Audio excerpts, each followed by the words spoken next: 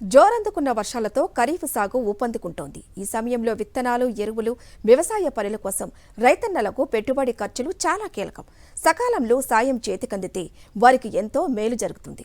ఇదే దృక్పథంతో గత 5 ఏళ్లు మే, జూన్లో తొలి విడత పెట్టుబడి సాయాన్ని వైఎస్ జగన్మోహన్ రెడ్డి ప్రభుత్వం అందించింది.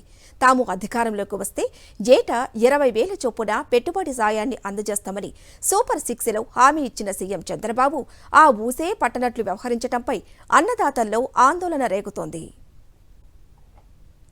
కూటమి సర్కారు పగ్గాలు చేపట్టిన వెంటనే రైతు భరోసా పథకాన్ని అన్నదాత సుఖీభవ అంటూ పేరు మార్చడం మినహా డబ్బులు విడుదల చేయలేదు. ప్రమాణ స్వీకారం రోజు చంద్రబాబు తొలి 5 సంతకాల్లో పెట్టుబడి సాయం పెంపు ఉంటుందని ఆశించిన రైతన్నలు తీవ్ర నిరాశకు గురయ్యారు. ఆ తర్వాత కేబినెట్ భేటీలో అయినా చర్చిస్తారనుకున్నారు. చివరకు వ్యవసాయ శాఖ మంత్రి అచ్చెన్నాయుడు జరిపిన తొలి సమీక్షలో మాట వరుసకైనా ఈ విషయాన్ని ప్రస్తావించలేదు.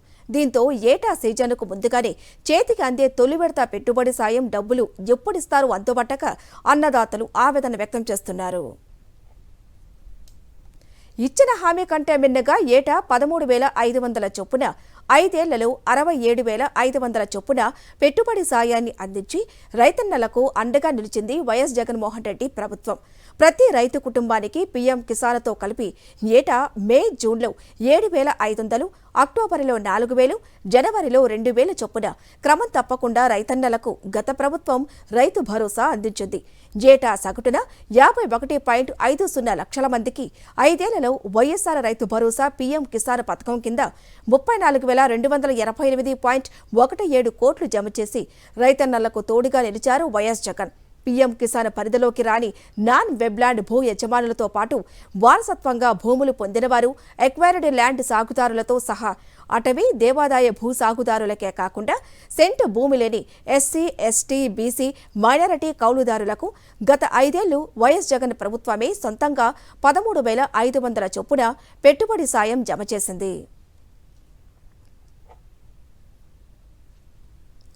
గతంలో సీజన్కు ముందుగానే తొలి విడత సాయం రైతులకు చేతికొచ్చేది. ఈ సొమ్ములు ఖరీఫ్లో విత్తనాల కొనుగోలు, దుక్కులు, నారుమడులు, నాట్లు వేసుకునేందుకు ఉపయోగపడేవి. ఈసారి మాత్రం తొలి విడత పెట్టుబడి సాయం ఎప్పుడు చేతికి వస్తుంది, ఎంత వస్తుంది అనే సంగతి తేలకపోవడంతో రైతన్నలు ఆందోళన వ్యక్తం చేస్తున్నారు. అదునులో పెట్టుబడి సాయం చేతికి రాకపోవడంతో రైతులు మళ్లీ అప్పుల కోసం ప్రైవేటు వడ్డీ వ్యాపారులు, దళారీల చుట్టూ ప్రదక్షిణ చేయాల్సిన పరిస్థితి ఏర్పడింది. గత 5 ఏళ్లుగా ఖరీఫ్ సీజన్కు ముందే వైఎస్ జగన్మోహన్ రెడ్డి మే నెలలోనే పెట్టుబడి సాయం అందించారని రైతులు గుర్తు చేస్తున్నారు. దీంతో అప్పుల కోసం వ్యాపారులపై ఆధారపడాల్సిన అగత్యం ఉండేది కాదన్నారు. రైతు భరోసా నగదుతో దుక్కి దున్నుకోవటం, నారుమళ్లు పోసుకోవటానికి ఎంతగానో ఉపయోగపడేవని రైతులు చెప్తున్నారు.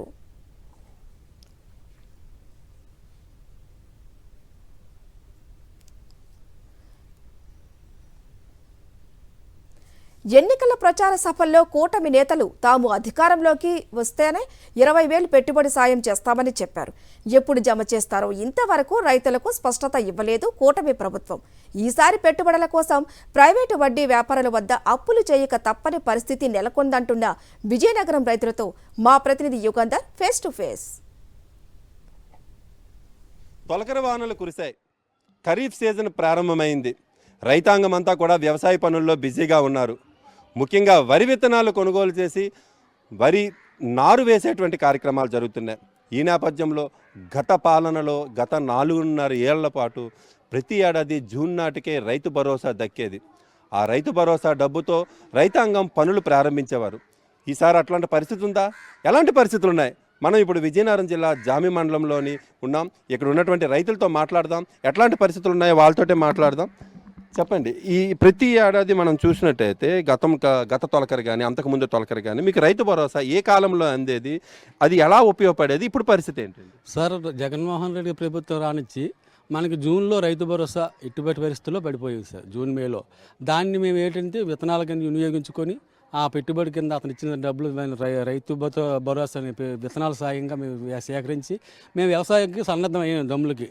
కానీ ఈ రోజుకి నేటికి కూడా కనీసం ఇప్పుడు క్యాబినెట్ మీటింగ్లో కూడా సీఎం గారు రైతు భరోసా విషయమే ఎత్తలేదు. అతను ఇప్పుడు అతను వచ్చి ప్రమాణ స్వీకారం చేసిన మళ్ళీ అమరావతి అనే ఆలోచన తప్ప రైతాంగం ఏమవుతుంది, ఇక్కడ అమ్మఒడి పిల్లలు ఏమవుతున్నారు, వాళ్ళకి మరి ఎంతమంది ఉంటే అంతమందికి వేస్తామన్నారు లోకేష్ గారు. ఆ మాట కూడా లేదు.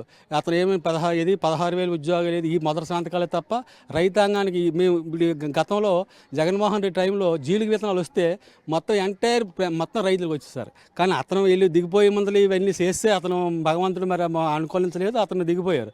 పెన్షన్ కానీ రైతు భరోసా కానీ అమ్మఒడి ఉంది.